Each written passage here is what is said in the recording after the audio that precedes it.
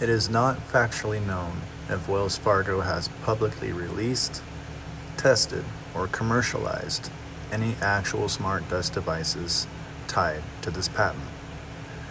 The patent is for microscopic MEMS sensors, often called motes, nodes, or smart dust, that would be released as tiny airborne particles to collect biometric and environmental data for payment authentication. The data Wells Fargo would collect from its customers will compare it to the data associated with the actual user profile to determine if the person making the payment is the same person associated with that profile. Once the identity has been confirmed by the smart dust observing you, listening to you, and being inhaled by you, and then being authenticated, then the payment can be confirmed.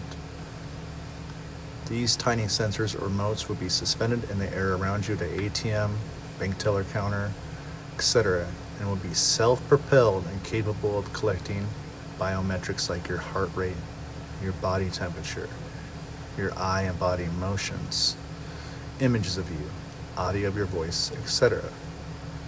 They would have the capability to self-charge from vibrations in the air, radio waves, solar technology, or other means.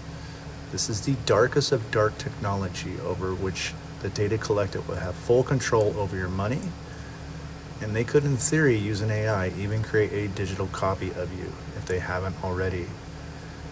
In fact, if Wells Fargo or the CIA or NSA and others have in fact already deployed this technology, it would be invisible to us, and therefore plausible deniability would not be a problem.